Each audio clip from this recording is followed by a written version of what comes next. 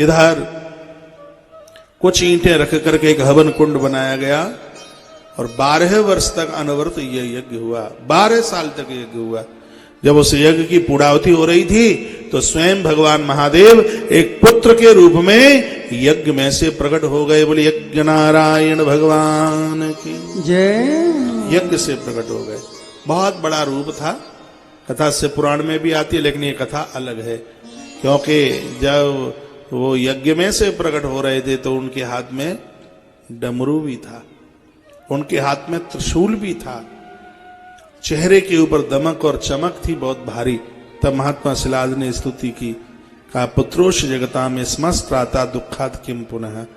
हे भगवान, आप इस समय ईश्वरीय रूप में हैं तो मेरा वात्सल्य नहीं टिक पाएगा, आप पुत्र रूप में प्रकट हो जाइए। उसी समय देखते देखते स्वयं भगवान महादेव एक छोटे पुत्र के रूप में प्रकट हो गए।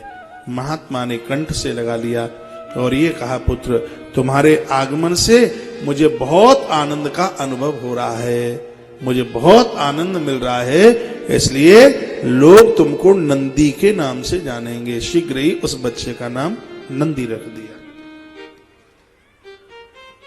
बालक का नाम नंदी रखा। महात्माओं का आना हुआ है और बड़े बड़े आशीर्वाद दिए गए। लिखा है अवतीर्णे सुते नंदी रक्षार्थम मही ईश्वरा। क्या लिखा है देखो, अब सुन लो इस बात को। यहां लिखा है अवतीर्णो सुते नंदी रक्षार्थम मही ईश्वर। यहां इस ग्रंथ में लिखा है कि महादेव के मंदिर में जो लोग जाते हैं, नंदी के कान में कोई बात कहते हैं, वो शंकर के पास सूचना पहुंचती है। नंदी को प्रदक्षिणा परिक्रमा करते हैं, भगवान शंकर एक क्षण के लिए भी उस भक्त की रक्षा करने से दूर नहीं हट सकते। नंदी की इतनी बड़ी महिमा है। पुत्र पाई महाभाव देव देव जगत गुरु पुत्रत्वमेव नंदीशा मत्ता इत कीर्तितम मया। आज पिता इतना अति प्रसन्न हो गया था और ये सोच रहा था कि मैं अपने पुत्र की बड़ाई में मैं कितने शब्द बोलूं।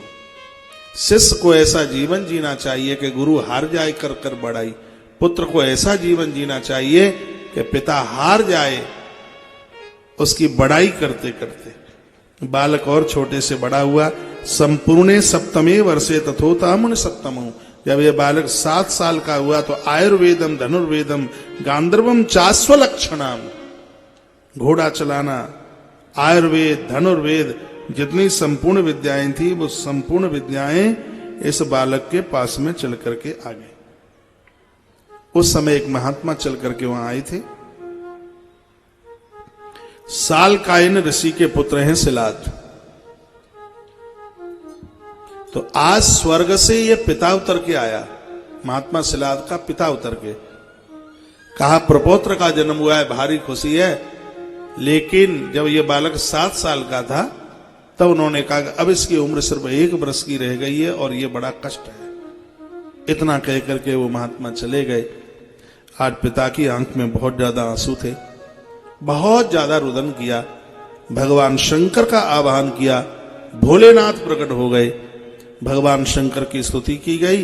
रो रो करके कहा आपने पुत्र दिया लेकिन उसकी आयु 1 ही वर्ष की रह गई है, ये कष्ट मैं सहन नहीं कर पाऊंगा। तो भगवान शंकर ने क्या कहा, इस पुत्र की आयु बढ़ाने के लिए एक काम करना, दूर्वा अयुत संख्याताम सर्वम द्रव्य समन्विताम, दुर्वाम अयुत संख्याताम सर्वम द्रव्य समन्विताम। हजारों की संख्या में दुर्वा शहद में डुबो करके आहुति यज्ञ में डालना, जिससे इसकी उम्र बढ़ेगी। शायद कल या परसों ये बात हमने बोली है, बोली है कि नहीं बोली? यहां से उसका श्लोक यहां मिल गया है। दुर्वाम युतम संख्यातम सर्वम द्रव्य समन्वितम। हजारों की संख्या में दुर्वा शहद में डुबो करके यज्ञ में महामृत्युंजय मंत्र से आहुति डाली जावे तो व्यक्ति की आयु द्वितीया के चंद्रमा की तरह बढ़ेगी। ये स्वयं भगवान शंकर मृत्यु के देवता भगवान महादेव बोल रहे हैं इस ग्रंथ में। दुर्वा को शहद में डुबोइए, फिर उसको महामृत्युंजय मंत्र के द्वारा यज्ञ में आहुति डाली जावे, इसके द्वारा उम्र बढ़ेगी, आयु बढ़ेगी। लिखा है त्र्यंबकम यजामहे मंत्र का भी नाम है। उन मधु में इसको लिप्त करके इस दुर्वा को 1000 बार यदि हवन में डाला जाए, 1000 दुर्वा स्वयं भगवान